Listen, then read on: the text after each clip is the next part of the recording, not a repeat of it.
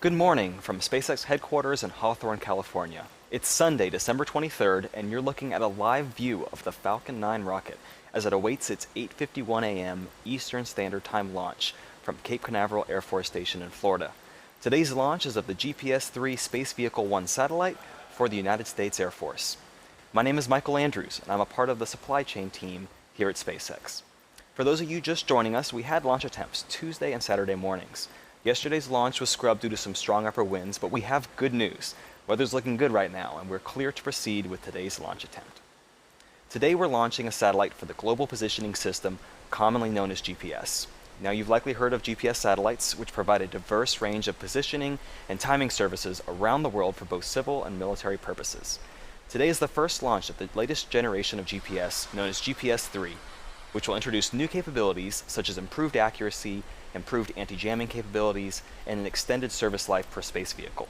We have 4 more GPS III missions contracted with the U.S. Air Force upcoming in the future.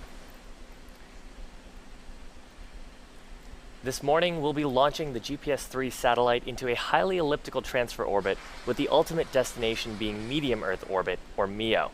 Now, due to a combination of satellite mass and the MEO orbit, we will not be attempting to recover today's first stage, as we need to reserve enough propellant to get the payload to its intended orbit. My name is Shiva. I'm a Falcon integration and test engineer here at SpaceX.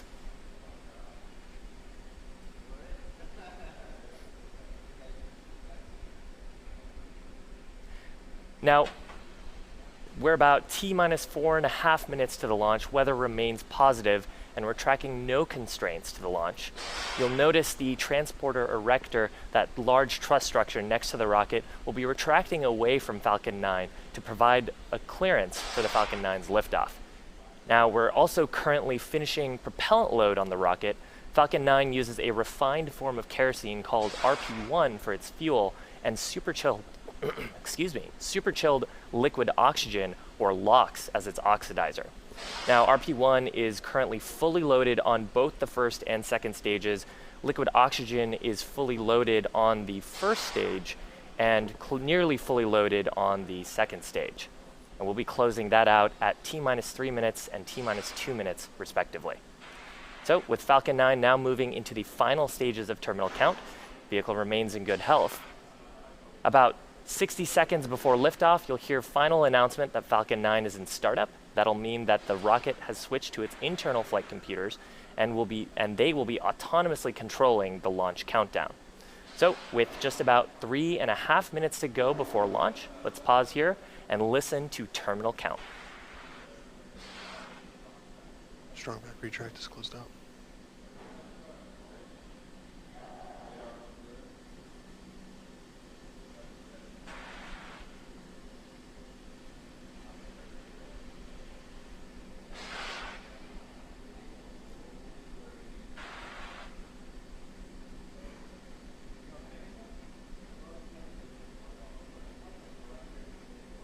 Stage 1 LOX load closed out.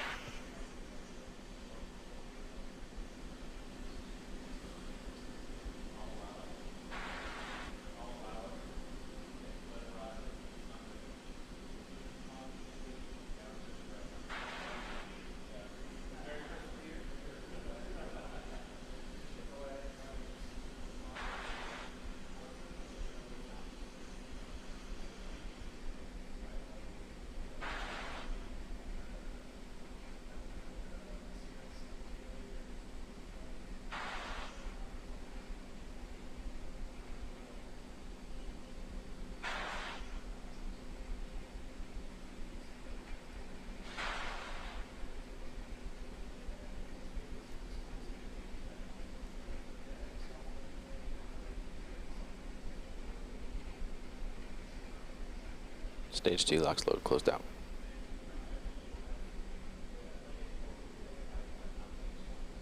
Falcon 9 is on internal power.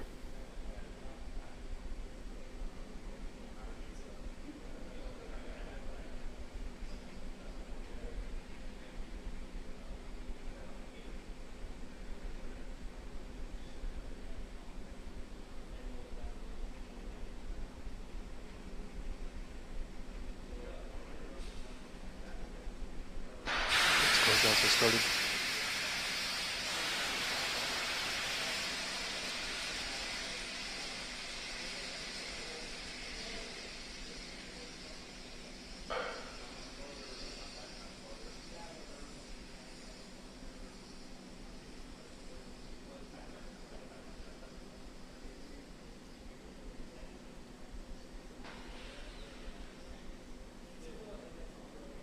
Falcon 9 is in startup.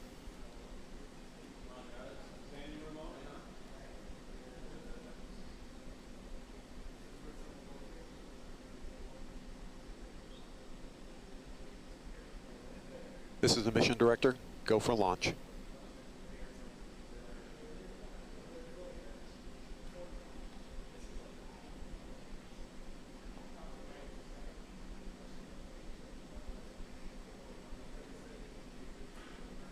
Gas closeouts are complete.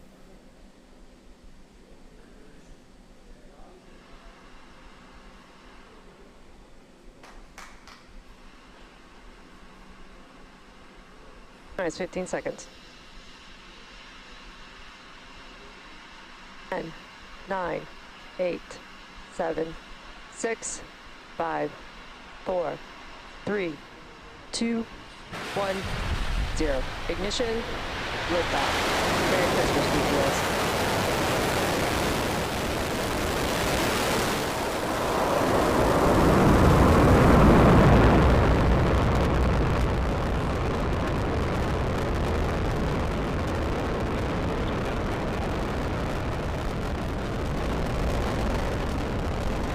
Stage 1 prompt is nominal.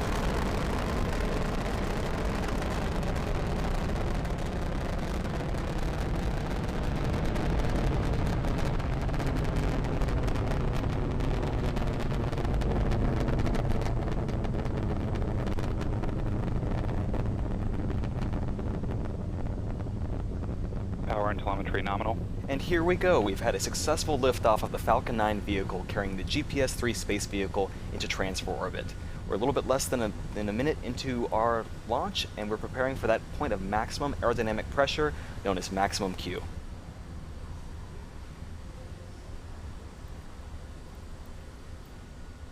Vehicle is supersonic. And we've hit our point of maximum Q. These are the strongest loads the vehicle experiences during liftoff.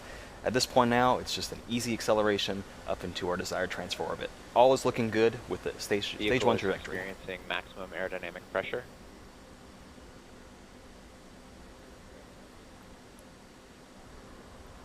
Now we'll have a very busy next 90 seconds. We have 3 events coming up: main engine cutoff, stage separation, and second engine start number 1. That first event, main engine cutoff, or MECO, is where all of the 9 Merlin 1D engines you see roaring right now on the screen on our Falcon 9 first stage are going to shut down. This is then followed by stage separation, or the separation of our first and second stages. And finally, the second engine start, where our MVAC, our Merlin vacuum MVAC engine engine, chill. on the second stage engine lights up. You just heard now we're starting to pump cold liquid oxygen through the plumbing of the MVAC engine to prepare it for ignition, just like we did with the Merlin 1D engines before liftoff. And just a reminder, we're not going to be recovering that first stage. So after stage separation, we'll be providing no views of that first stage, only the second stage and the payload.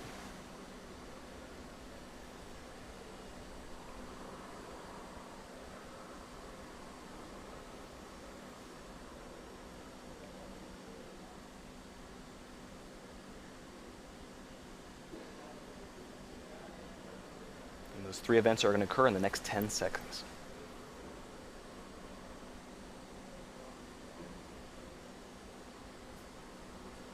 MECO. Stage separation confirmed.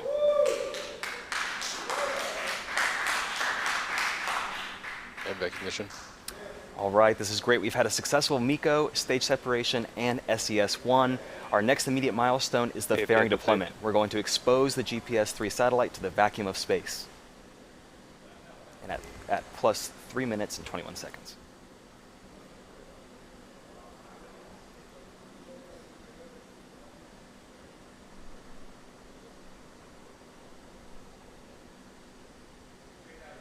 Fairing separation confirmed.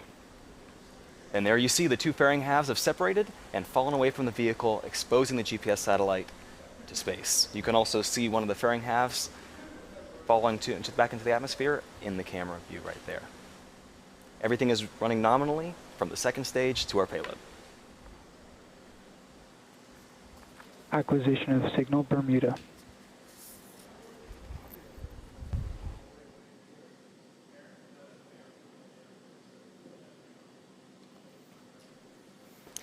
And you can see on your screen the MVAC is continuing to burn, raising the highest point of the second stage's orbit, which is also called its apoapsis, into that intended target orbit.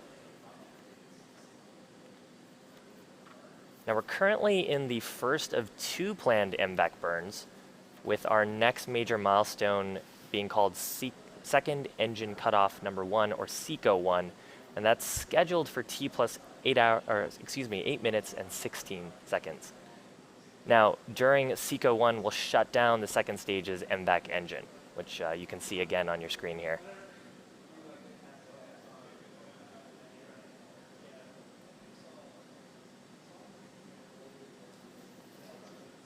Now, after we shut down the second stage engine, we'll enter into the first of two planned coast phases. Position in New Stage 2 is Hampshire. following a nominal trajectory. Now, we mentioned this a little bit earlier in the webcast, but we're deploying today's GPS-3 space vehicle into a highly elliptical transfer orbit with a final intended target for the spacecraft being medium Earth orbit, or MEO. Now, for those of you who have followed our webcasts, you may be more familiar with the terms low Earth orbit, where the International Space Station is, and geostationary orbit, where many communication satellites reside in space. Medium Earth orbit is nestled between these two at an altitude of around 20,200 kilometers, or about 10,900 nautical miles above the Earth. Once the GPS-3 space vehicle separates from the second stage, it will use its own onboard engines to raise the lowest and highest points of its orbit to approximately the same altitude in that MEO range. That maneuver is referred to as circularizing its orbit. Now, a fun fact here, GPS satellites are tilted with respect to the Earth's equator by about 55 degrees, and that allows them to provide coverage to the Earth's polar regions. That orbital tilt is referred to as an orbit's inclination, and it takes extra power from the launch vehicle to safely reach. That high inclination orbit combined with the large payload mass are actually why we needed to reserve all of Falcon 9's performance today for the primary mission, and why we did not attempt to recover today's first stage. Now we're just under 2 minutes away from SECO-1. Again, that's second engine cutoff number 1. MVAC engine is still burning bright, burning that RP1 and liquid oxygen. And we're continuing to boost the GPS-3 space vehicle into that highly elliptical transfer orbit.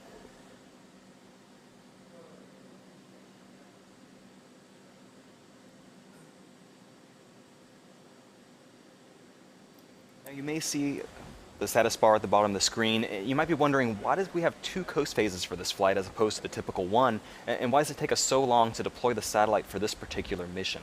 It's really twofold. First, this helps us get the vehicle back within the Air Force's ground station coverage, and also the Falcon 9 is very busy during this period. During the second coast phase, we make sure the second stage is completely shut down. The MVAC engine gets purged of that RP1 propellant and gases, which helps us avoid contamination with the satellite. Also, we begin to spin that second stage to help us stabilize the payload for when it's deployed. Once this coast period ends and the Air Force ground station coverage is regained, we're finally ready to deploy that space vehicle. And the MVAC is still firing, and we have just about under 30 seconds to go before that SECO-1 milestone.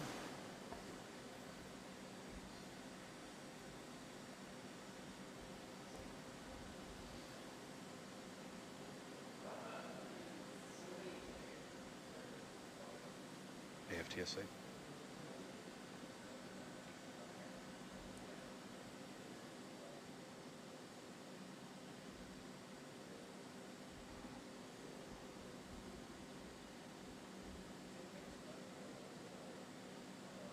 SECO.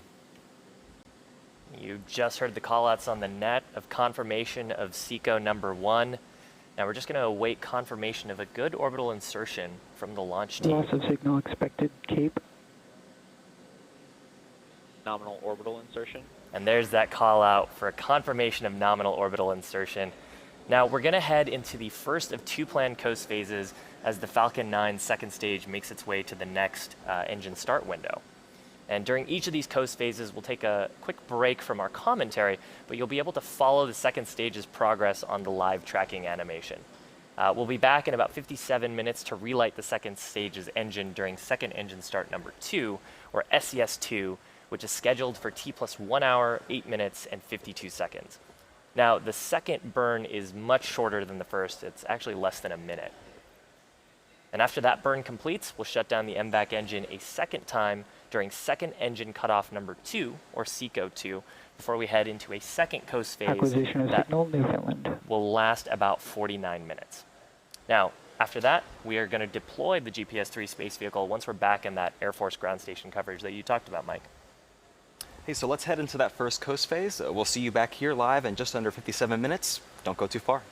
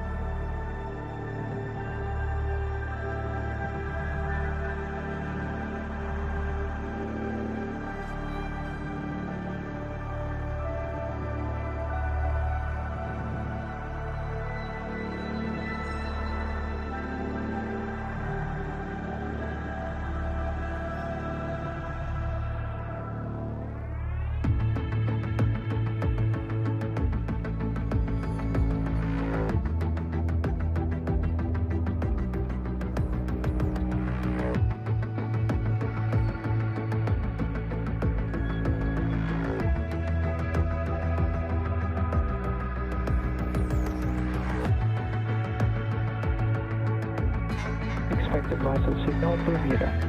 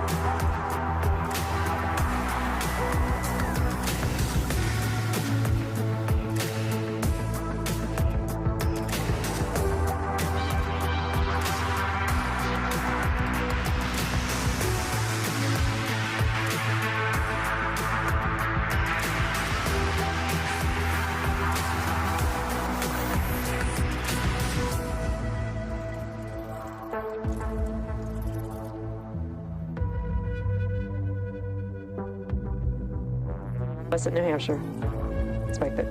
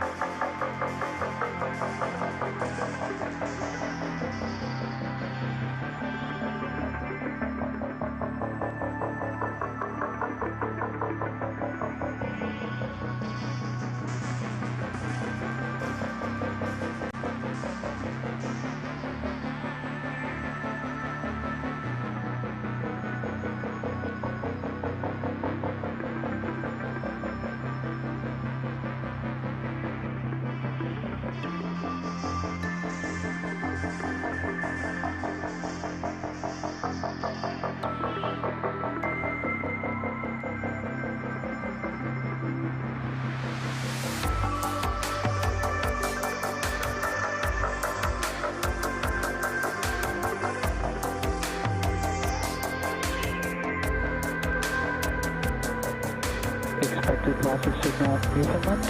Acquisition of signal Newtelly.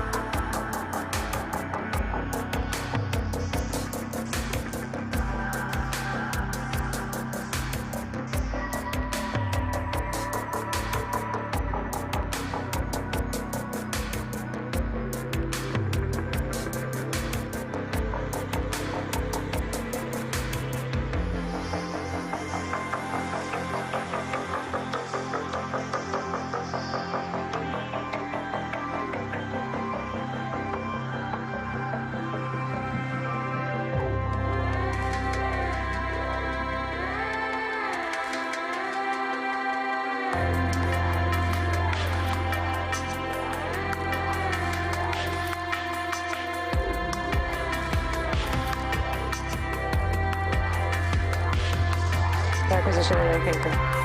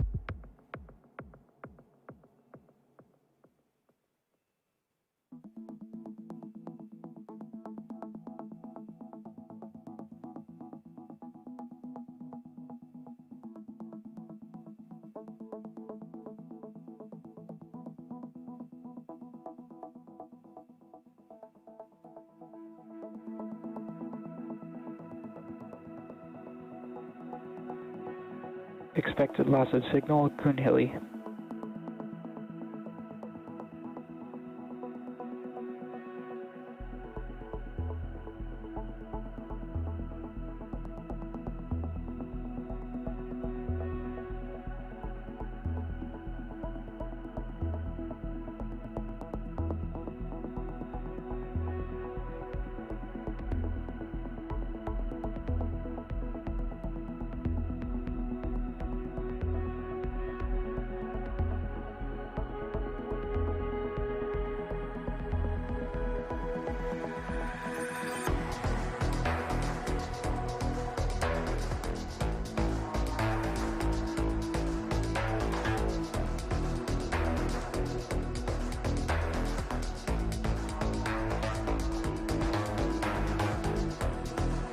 Lost the signal at OK Air as expected.